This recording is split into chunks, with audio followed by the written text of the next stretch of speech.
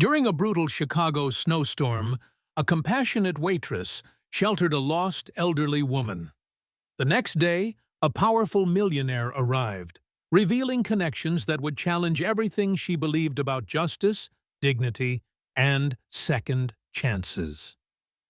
The wind screamed against the windows of Rosie's diner as Glenda Matthews wiped down the counter for the fourth time that evening.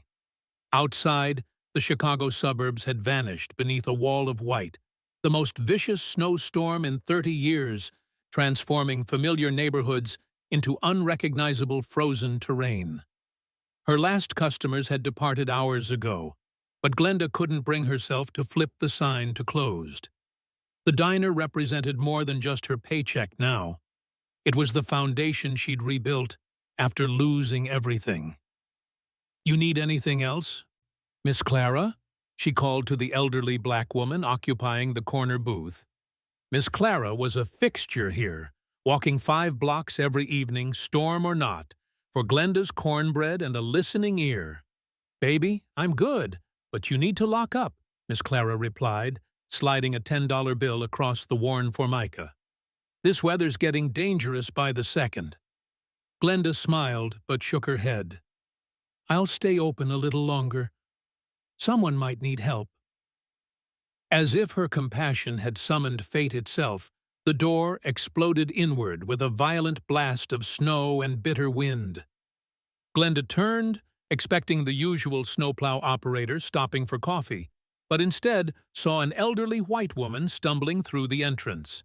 She wore an expensive wool coat, completely inadequate for the brutal conditions, her silver hair plastered with ice, her pale face ghostly with hypothermia. "Lord have mercy!" Glenda rushed forward, catching the woman before she collapsed. "Ma'am, can you hear me? I'm lost," the woman whispered, her lips nearly blue. "The rideshare driver. Wrong address. I can't find where my son lives." Glenda guided her to the nearest booth with steady hands. "Miss Clara, could you grab that space heater from the back? I'll get something hot to drink."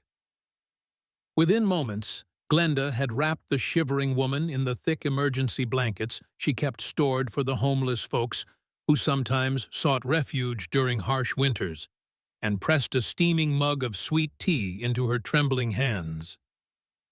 "Thank you, dear," the woman managed, color slowly seeping back into her cheeks. "I'm Erlene Terry." "Glenda Matthews, you picked the worst night of the year to get turned around in this neighborhood," she said, settling into the booth across from her. "Where were you heading? Maybe I can help figure it out." Erlene sipped the tea, her hands still quivering. "My son lives here. I haven't seen him well, it's been nearly 6 years now. I thought it was finally time to try and bridge the distance between us." Something in the woman's tone, loneliness, determination, fragile hope, resonated deep in Glenda's chest. She understood fractured relationships and the tremendous courage required to attempt repair. "Do you have his address? I can call someone to drive you once the roads are even slightly passable." Erlene fumbled in her designer handbag, producing a cream-colored card. "Gaines Tower, penthouse level." "It's supposed to be on the waterfront." Glenda's stomach dropped. Gaines Tower was the most exclusive residential address in the entire Chicago suburbs, a gleaming monument to wealth overlooking Lake Michigan. More than that, it bore the name she'd learned to associate with displacement, gentrification, and the calculated destruction of working-class communities. Whoever Erlene's son was, he wasn't just comfortable. He was powerful. "That's quite a distance from here, especially in conditions like these," Glenda said carefully, choosing her words. "The roads to that part of town are definitely closed until morning at the earliest." Erlene's shoulders sagged with defeat. "I should have called ahead, but I wanted to surprise him, show him I was willing to make the effort." A shadow of pain crossed her weathered features. He's always been consumed by his business empire. I thought if I simply appeared at his door— You can stay right here as long as you need, Glenda assured her, covering the older woman's cold hand with her own warm one. This diner isn't fancy, but it's safe and warm. Miss Clara rose from her booth, buttoning her heavy coat against the storm. I better make my way home before my block becomes completely impassable. She nodded respectfully to Erlene. You're blessed to have found shelter with Glenda. She's got the biggest heart in these parts. As Miss Clara disappeared into the howling white darkness, Glenda settled in for what would become the longest, most consequential night of her life. She had no way of knowing that the woman she'd just rescued was the estranged mother of Gregory E. Gaines, the millionaire real estate developer whose name appeared on the documents that had destroyed her family's home, scattered her community, and forced her to rebuild from nothing. The storm outside was fierce, but the tempest about to arrive with the morning would test everything Glenda believed about justice, redemption, and whether people born into different worlds could ever truly understand one another. The morning sun struggled to penetrate the thick cloud cover as Glenda watched through the frost-covered windows. The storm had finally exhausted itself around dawn, leaving the world buried under nearly 2 feet of pristine white snow. Erlene still slept in the back booth, wrapped in blankets, her breathing steady and peaceful. Glenda had stayed awake all night, keeping the coffee hot and the small space heater running. Her mind unable to rest, knowing the woman's son was Gregory E. Gaines. She was refilling the coffee pot when she heard it, the deep rumble of heavy machinery cutting through the morning silence. A massive black SUV appeared, flanked by 2 industrial snow removal trucks that carved a path through the untouched drifts like Moses parting the Red Sea. The convoy stopped directly in front of Rosie's diner, engines idling with quiet power. The SUV's door opened, and a man emerged who seemed to carry winter itself in his demeanor. Gregory E. Gaines was tall and imposing in a charcoal overcoat that probably cost more than Glenda earned in 6 months. His dark hair was perfectly styled despite the early hour, his jaw set with the kind of rigid determination that came from never hearing the word no. He moved with the confident stride of someone accustomed to spaces rearranging themselves around his presence. The diner door opened with enough force to set the bell jangling violently. Gregory's cold gray eyes swept the space with the efficiency of a man conducting an acquisition assessment, landing first on his sleeping mother, then snapping to Glenda with laser focus. "I'm Gregory Gaines. That's my mother." His voice was clipped, commanding, carrying the unmistakable weight of authority. "What is she doing here?"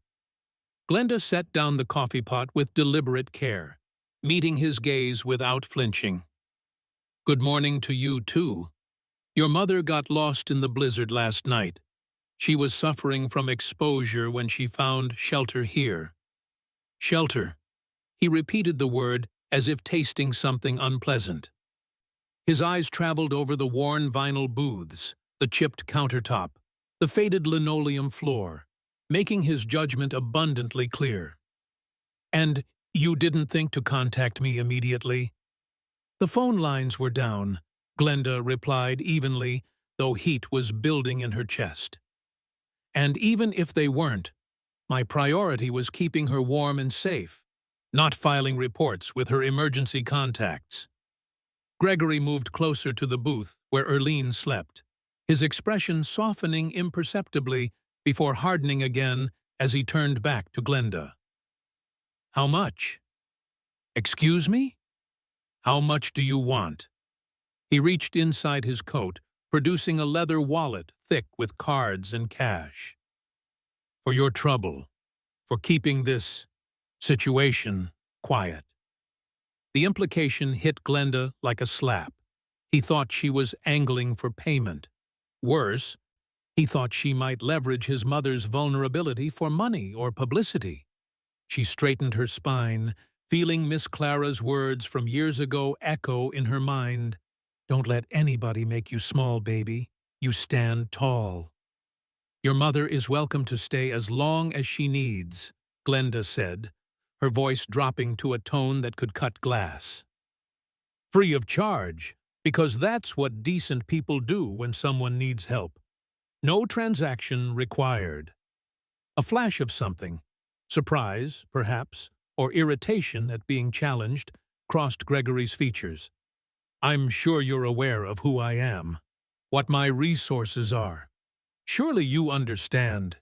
"I understand perfectly, Mr. Gaines." Glenda crossed her arms.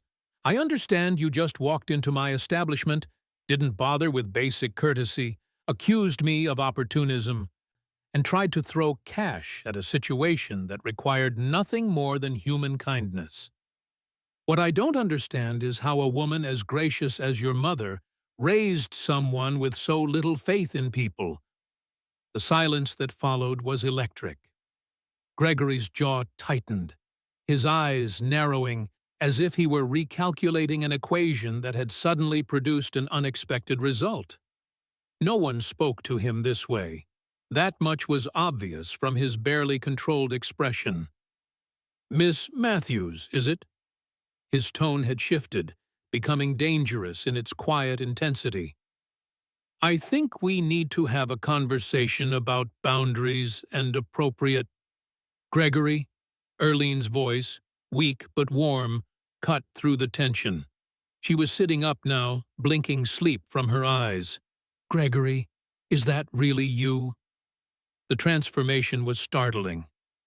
The corporate titan's armor cracked just enough to reveal something human underneath as he moved to his mother's side. But when his eyes flickered back to Glenda, the suspicion remained, cold and unyielding as the frozen world outside. The battle lines had been drawn. Gregory was helping Erlene into her coat, his movements efficient and controlled when his phone buzzed with an alert. He glanced at the screen, and Glenda watched his expression shift from determination to barely suppressed frustration. "The expressway's closed," he said, more to himself than anyone else. "Secondary routes impassable. They're advising all residents to shelter in place until further notice." He looked up sharply at Glenda. "When do they expect the roads to clear?" Glenda was wiping down the counter, her movements deliberately unhurried. "Weather Service says another system's moving in. Could be noon, could be tonight. Winter doesn't operate on executive schedules, Mr. Gaines." His jaw tightened at her tone, but before he could respond, Erlene's hand touched his arm. "Then we wait, darling. I'm sure Miss Matthews won't mind the company." The elderly woman's eyes held a knowing glint that suggested she minded the situation far less than her son did.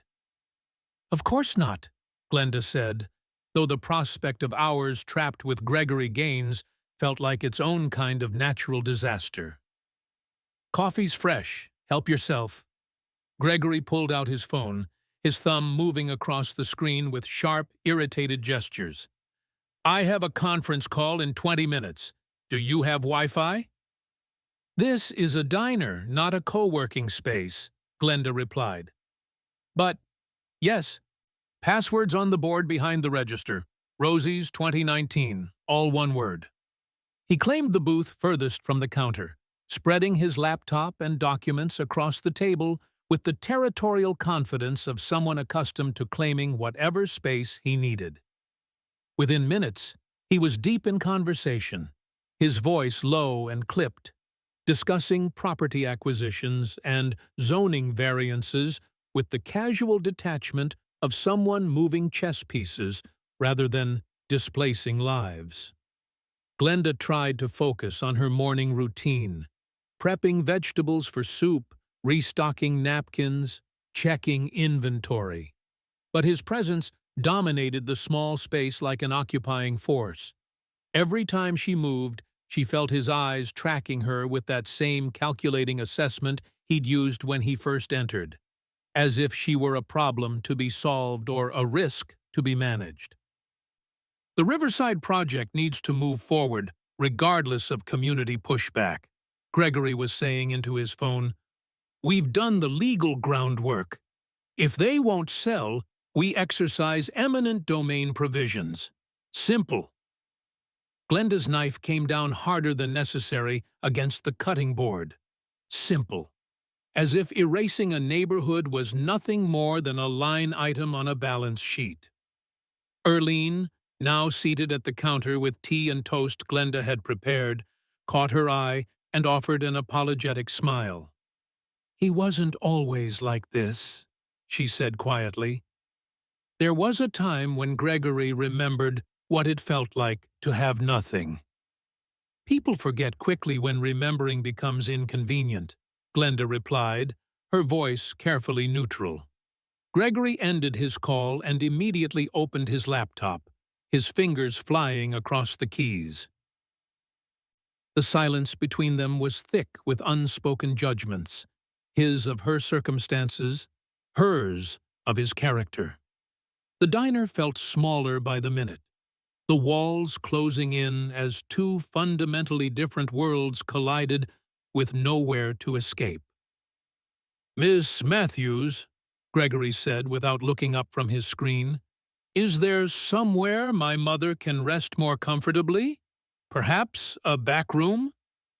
She's comfortable right where she is, Erlene interjected before Glenda could respond. And I'd like to stay here and chat with Glenda, if she doesn't mind. I've spent enough years in isolation, Gregory. I'd prefer some human warmth. The barb hit its target. Gregory's shoulders stiffened, but he said nothing, returning his attention to his work with renewed intensity. Glenda watched him from across the diner. This man whose decisions had shattered her family's stability, now trapped in her world with no executive assistant to insulate him, no boardroom to retreat to, no wealth to leverage his way out. For the first time since he'd arrived, Glenda felt something shift. Not sympathy exactly, but curiosity. Who was Gregory Gaines when he couldn't buy his way to comfort? The lights flickered twice before dying completely, plunging the diner into gray morning dimness. The gentle hum of the refrigerator ceased, leaving only the howling wind outside, and the sudden, oppressive silence of a world without electricity. Perfect, Gregory muttered, watching his laptop screen fade to black despite its battery. How long do outages typically last in this neighborhood? Glenda was already moving, pulling candles from beneath the counter with practiced efficiency. Hours? Sometimes days. We're not exactly priority infrastructure for the power company. She began lighting votives and placing them strategically around the space, their flickering glow casting dancing shadows. The gas stove still works, though. I can make something hot if you're hungry. I don't expect you to, Gregory started, but Erlene cut him off. Gregory, help her. You're not above manual labor, despite what your office would suggest. Something in his mother's tone, disappointment perhaps, or challenge, made him close his laptop and stand. What do you need? Glenda studied him for a moment, surprised by the compliance. Can you dice vegetables? I'm making soup before everything in the refrigerator spoils. He removed his expensive overcoat and rolled up his shirt sleeves, revealing forearms that suggested he hadn't always lived behind a desk. Glenda set him up at the counter with a cutting board, knife, and pile of carrots and celery. She expected clumsy incompetence, but his knife work was efficient, almost professional. You've done this before, she observed, working beside him to portion out chicken from the refrigerator. My mother owned a diner once, small place in Gary, Indiana. His voice had lost some of its corporate edge. I worked every position from dishwasher to line cook before I was 16. Glenda's hands stilled. Gary, that's steel country. Hard living. The hardest. He kept chopping, his movements steady. Plant closures gutted the whole region. Watched my mother work herself nearly to death, trying to keep food on our table and that diner running. It failed anyway. He paused, and something raw flickered across his face. I swore I'd never be that powerless again. Never let circumstance dictate my life. So you became the one doing the dictating, Glenda said quietly. His knife came down harder.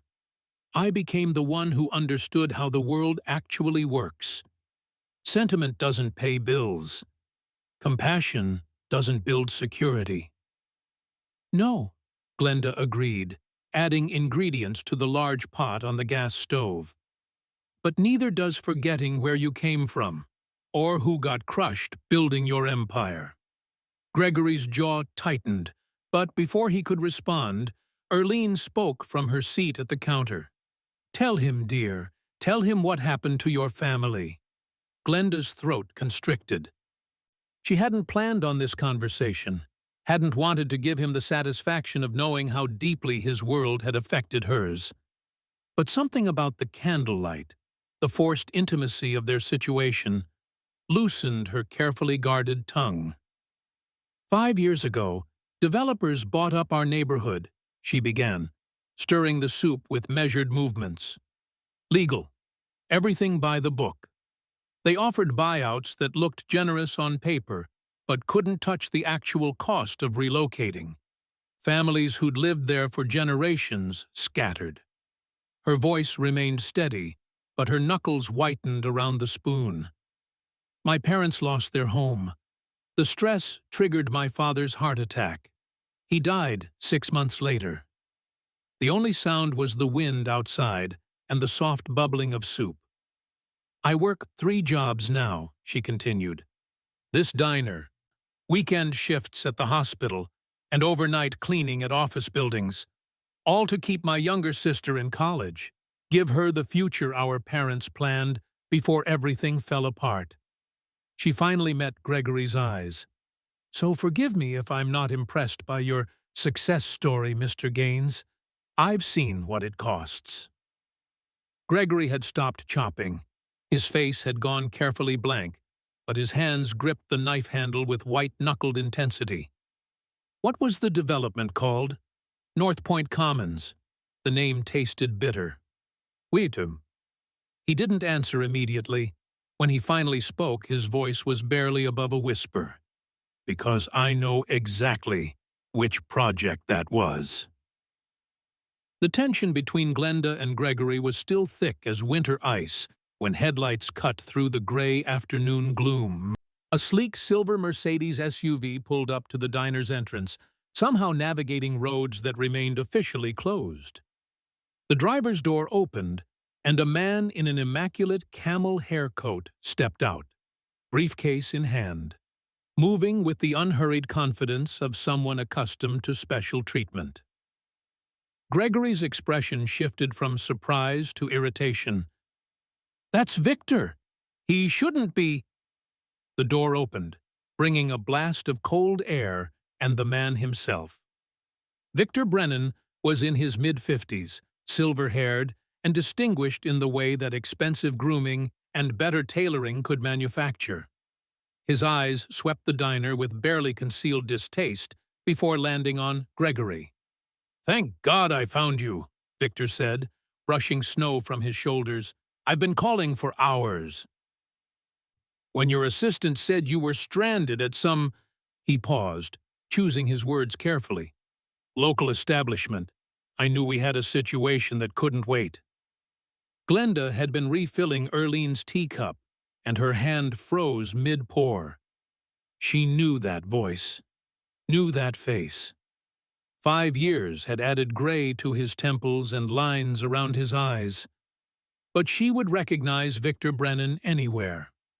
He'd sat across from her mother at the community meeting, explaining with practiced sympathy why the buyout offers were final, why legal challenges would be futile, why resistance would only delay the inevitable and cost them more in legal fees. Glenda Matthews and her family are being unreasonable, he'd told the North Point development representatives in a conversation she'd overheard outside the meeting room. They're holding out for some emotional premium that doesn't exist in real estate valuation. Apply pressure through the usual channels. Her hands trembled slightly as she set down the teapot. Victor's eyes passed over her without recognition. She was just the waitress, part of the background scenery of his unexpected detour into the working class. "Victor, this couldn't wait until tomorrow?" Gregory asked, but he was already moving toward the booth where his laptop sat dark and useless. "The Riverside project documents need your signature by end of business today, or we lose the financing window," Victor replied, opening his briefcase with practiced efficiency. "I drove through a declared emergency to get these to you. That should indicate the urgency." He spread papers across the booth's table, finally acknowledging Erlene with a polite nod. "Mrs. Gaines, lovely to see you again. I hope you're well." "I'm well cared for," Erlene replied, her tone cooler than Victor seemed to notice. Glenda stood behind the counter, her heart hammering against her ribs. This man had orchestrated the legal machinery that destroyed her family. He'd taken their home, their stability, their future, and called it business. And he'd done it for Gregory's company, or companies like it. The connection she'd suspected became horrifyingly clear. "Miss," Victor called without looking at her, snapping his fingers. "Coffee, black. Quickly, please." The casual dismissal, the assumption of servitude, ignited something in Glenda's chest. But speaking up meant revealing herself, meant confronting not just Victor, but the entire nightmare of 5 years ago. It meant making this personal in a way that could detonate the fragile, complicated dynamic developing between her and Gregory. She poured the coffee with mechanical precision, her mind racing. Gregory was watching her with unusual intensity, as if sensing her distress. Erlene's eyes, sharp and knowing, tracked between them. "Your coffee," Glenda said evenly, setting the cup down harder than necessary. Victor didn't even look up from his papers, but Gregory did, and in his eyes she saw the question forming, the one she wasn't sure she was ready to answer. Victor waited until Glenda had retreated to the kitchen area before leaning closer to Gregory, his voice dropping to the confidential tone of trusted counsel. "I need to speak with you privately. This situation is more delicate than you realize." Gregory glanced toward where his mother sat at the counter, then back to Victor. "We can talk here. What's so urgent about Riverside that it couldn't wait?" "It's not just about the documents," Victor said, his eyes flickering toward the kitchen where Glenda was washing dishes. "Though we do need your signature before the market closes. It's about exposure, Gregory. Liability." "What are you talking about?" Victor set down his coffee cup with deliberate care. "You spent the night in a place like this, with people you don't know. A young woman, alone with you and your vulnerable mother." He paused, letting the implications settle. "In today's climate, optics matter. One Facebook post, one claim of impropriety, and everything you've built becomes a headline." Gregory's expression hardened. "My mother needed shelter.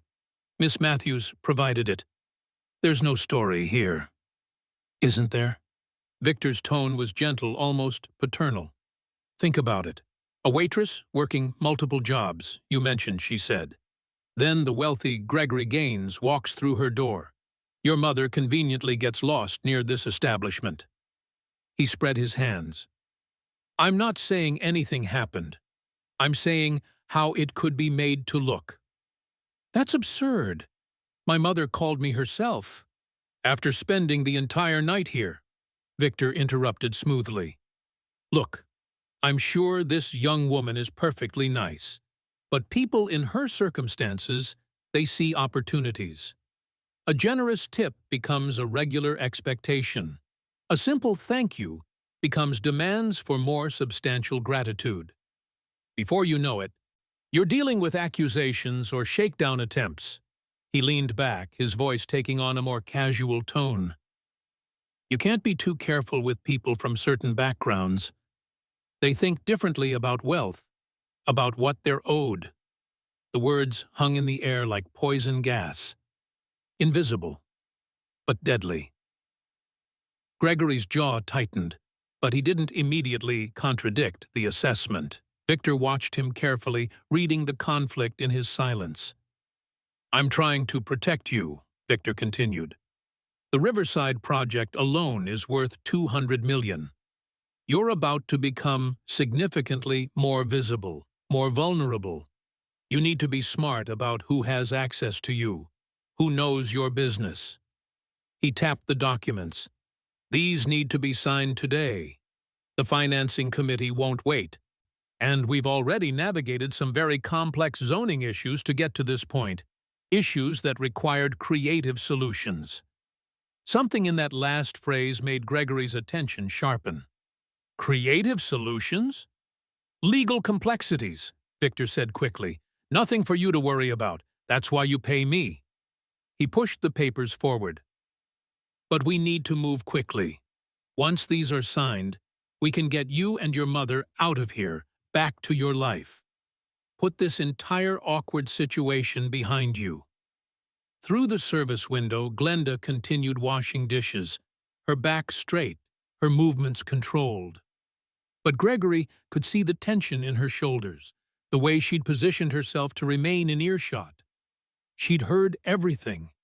He was certain of it. Victor, Gregory said slowly, his eyes still on Glenda's silhouette. When you say creative solutions regarding zoning, sign the papers, Gregory, Victor interrupted, his affable mask slipping slightly. We can discuss technical details later. Right now, I need you focused on the opportunity, not the noise. But Gregory was beginning to wonder if what he'd dismissed as noise might actually be a signal he'd been trained not to hear. Gregory stood abruptly, pulling his wallet from his jacket pocket with the decisive movement of a man solving a problem. He crossed to where Glenda was drying the last of the dishes, his expression carefully neutral, professionally distant, in a way that hadn't been there an hour ago. Miss Matthews, he said, his tone formal, transactional. I want to compensate you for your hospitality and discretion, for keeping my mother safe. He extracted several $100 bills, placing them on the counter between them. This should more than cover your time and any inconvenience. Glenda stared at the money, then slowly raised her eyes to meet his. Something had shifted in him, she realized. The man who'd shared his past while chopping vegetables had retreated behind corporate walls, replaced by the calculating businessman who'd first walked through her door. Discretion, she repeated, the word sharp on her tongue. Is that what concerns you? That I might talk about the great Gregory Gaines slumming it in a working-class diner? I didn't mean, yes, you did. She pushed the bills back across the counter with one finger, as if they were contaminated. You listened to whatever poison your lawyer dripped in your ear, and now I'm a liability. A problem to be managed with cash. Gregory's face flushed. I'm trying to be fair, to acknowledge. Acknowledge what? Glenda's voice rose, months of suppressed rage suddenly finding its target. That I should be grateful for the privilege of serving you? That keeping your mother from freezing to death deserves a tip like I'm some valet who parked your car? She stepped back from the counter, her body vibrating with anger. You want to know about fair, Mr. Gaines? Let me tell you about North Point Development and their fair buyouts. about lawyers who made legal look legitimate, while families got crushed, about developers who saw homes as nothing more than inconvenient obstacles to profit margins. "That's not," Gregory started, but Glenda wasn't finished. "You stand there worried about your reputation, your exposure, whether the poor black waitress might take advantage of you." Her voice cracked with bitter laughter. "While men exactly like you, maybe even you yourself, already took everything that mattered from people like me and called it business." The silence that followed was absolute, broken only by the scrape of a chair as Erlene stood from the counter, her elderly frame suddenly formidable. "Gregory Emmanuel Gaines," she said, her voice cutting through the tension like a blade. "I raised you better than this." "Mother, you don't understand the situation." "I understand perfectly." Erlene moved toward her son, each step deliberate. "I understand that Victor Brennan spent 10 minutes filling your head with fear and prejudice, and you let him. I understand that this young woman opened her door in a blizzard, kept me safe through the night, asked for nothing, and you repay her kindness by treating her like a threat." "I'm being realistic," Gregory protested, but his voice lacked conviction. "You're being a coward," Erlene countered. "Victor's been your counsel for how long? 10 years? And in that time, how many communities has he helped you acquire? How many families has he relocated with his creative solutions?" She turned to Glenda, her eyes filled with understanding. "North Point Commons. That was 5 years ago. Gregory's company provided the financing structure." The air left the room. Glenda's suspicions crystallized into devastating certainty, while Gregory's face went pale. "Miss Matthews," Erlene continued gently, "tell my son who Victor Brennan is to you. Tell him the truth he's been too insulated to see." Glenda met Gregory's eyes, and in that moment, she made her choice. Victor Brennan was the lead attorney who legally stole my family's home. Victor had stepped outside to make phone calls, muttering about cellular reception and incompetent contractors. Glenda had retreated to the kitchen, her confession still hanging in the air like smoke. Gregory stood frozen near the counter, his world tilting on its axis. "Walk with me," Erlene said, her voice leaving no room for argument. She moved toward the far booth, away from the kitchen, and Gregory followed like a child called to account. They sat across from each other in the dim candlelight, and for a long moment, Erlene simply studied her son's face with an expression of profound sadness. "Do you know why I haven't seen you in 6 years, Gregory? You said you needed space, that my schedule was too demanding." "I lied." Erlene's voice was gentle but unflinching. "The truth is, I couldn't bear to watch what you were becoming. Couldn't stand seeing my son transform into the kind of man who measures human worth by profit margins and sees people as transactions to be managed."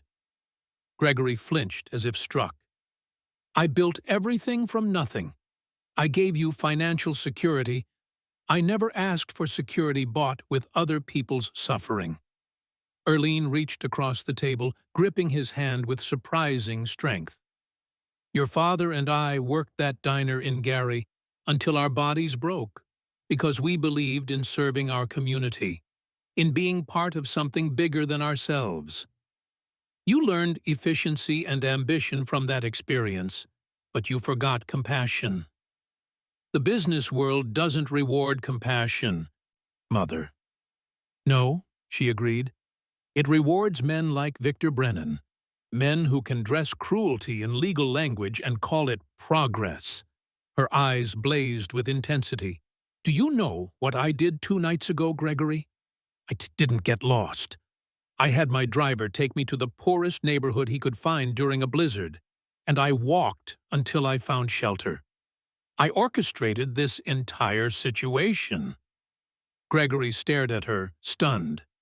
You risked your life to prove a point? I risked my life to save my son's soul, Erlene corrected. I've watched you surround yourself with people who tell you what you want to hear, who enable your worst instincts, Victor chief among them. I needed you in circumstances you couldn't control, couldn't buy your way out of, stripped of all the insulation wealth provides. I needed you to remember what it feels like to need someone who has no obligation to help you. So this was a test, Gregory said bitterly. This was a mirror. Erlene squeezed his hand harder. And I'm asking you to look at what it reflects. That young woman in the kitchen has more integrity in her worn work shoes than Victor Brennan has in his entire practice. She kept me alive, asked for nothing, and you responded by trying to pay her off like she's a problem to be solved. Victor said exactly what he always says, whatever serves Victor's interests. Erlene leaned forward. I did some research before I came here. The Riverside project you're about to sign? The land acquisitions involved the same tactics as North Point. Families pressured, appraisals manipulated, legal challenges buried under expensive litigation. Victor's specialty. Gregory's stomach dropped. You can't know that.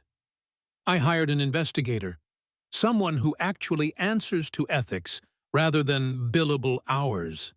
She released his hand, sitting back. You're standing at a crossroads, my son. Sign those papers. Dismiss Glenda's pain as collateral damage. Keep Victor as your counsel, and you'll be exactly the man I couldn't stand to see. Wealthy, successful, and morally bankrupt. And the alternative? You decide that character matters more than convenience, that some prices are too high to pay, even for success. Erlene's voice softened. You decide what kind of man you truly want to be, not what Gary's poverty made you fear becoming, not what Victor's ambition tells you to be, but who you choose to be when everything is stripped away except the choice itself. Through the window, they could see Victor pacing outside, phone pressed to his ear, orchestrating whatever schemes required Gregory's signature. In the kitchen, Glenda moved through her work with quiet dignity, asking for nothing, expecting less. I don't know if I can be the man you want me to be, Gregory said quietly. I don't want you to be anyone but yourself, Erlene replied. I just want you to make sure that self is someone you can respect when you look in the mirror, someone your father would have been proud to know. The weight of the choice settled on Gregory's shoulders like the snow accumulating outside, cold, heavy, and unavoidable. Glenda stood in the kitchen doorway, her hands gripping the frame as if it were the only thing keeping her upright. She'd made her decision during the long minutes of Erlene and Gregory's conversation, wrestling with fear and anger until something stronger emerged, the refusal to remain silent while history repeated itself. Mr. Gaines? She said, her voice steady despite the trembling in her limbs. I need to tell you something about Victor Brennan and the Riverside project. Gregory looked up, his expression raw from his mother's words. Glenda, please, just listen. She moved into the dining area, pulling a worn folder from beneath the counter. I kept everything from North Point, every document, every meeting notice, every piece of correspondence. It's all I have left of that time. She spread papers across the nearest table. These are the tactics Victor used. Appraisals that came in 30% below market value. Title searches that suddenly discovered complications requiring expensive legal resolution. Pressure campaigns disguised as negotiation. Gregory stood, moving closer to examine the documents. His face paled as he recognized Victor's signature on letter after letter. He told families that resisting would only cost them more in legal fees, Glenda continued, her voice gaining strength, that the development was inevitable, that they should take what was offered before the terms got worse. My mother believed him. She signed. 3 months later, we saw comparable properties in the new development selling for 5 times what we'd been paid. That's, Gregory's voice cracked. That's fraud. It's legal fraud, Glenda corrected bitterly. Every document technically complies with disclosure requirements. But the spirit of the law, the ethics, those were casualties Victor considered acceptable. She pulled out her phone, showing him a news article she'd saved. The Riverside Project. Look at the community meetings. The same language, the same pressure tactics, even some of the same families being displaced again. Gregory took her phone with shaking hands, scrolling through the article. His face had gone from pale to ashen. Victor assured me all acquisitions were handled ethically, that families were being fairly compensated. Victor's been lying to you, Erlene said quietly from her booth. Or you've been choosing not to look too closely. Which is it, Gregory? The question hung in the air like a guillotine blade. Gregory pulled out his own phone, his fingers moving frantically across the screen. I need to see the actual Riverside acquisition files. The originals, not Victor's summaries. He was accessing cloud storage, pulling up documents, his expression growing darker with each page. These property appraisals, they're all from the same firm Victor used for North Point. Cascade Property Assessments, Glenda said. Victor's brother-in-law owns it. Gregory's head snapped up. How do you know that? Because I've spent 5 years learning everything I could about the people who destroyed my family. Knowledge was the only weapon I had. Gregory continued scrolling, his breathing becoming rapid and shallow. The title transfers. These dates don't match. Properties showing as acquired 3 months before the actual purchase agreements were signed. That's... He looked up at Glenda, horror in his eyes. He's been falsifying documents, creating paper trails that don't exist. If this project closes and these discrepancies are discovered, the liability falls on me. I'm the signatory. I'm the one who goes down for fraud. The door opened, bringing Victor and a gust of cold air. Gregory, we need those signatures now. I've held the financing committee as long as I can. He stopped, seeing the 3 of them clustered around the documents, seeing Gregory's expression. What's going on here? What's going on, Gregory said, his voice dangerously quiet, is that you've been setting me up to take the fall for your criminal enterprise. He stood, and despite being younger and less experienced, his presence suddenly dominated the room. You're fired, Victor. And if I have anything to do with it, you're going to answer for every family you've destroyed with your creative solutions. Victor's mask of affability shattered, revealing the calculating predator beneath. You self-righteous fool. You think you built your empire on merit? I built it for you while you played at having principles. Sign those papers, or everything you have collapses. Then let it collapse, Gregory said. I'd rather start over with my integrity intact than continue profiting from your corruption.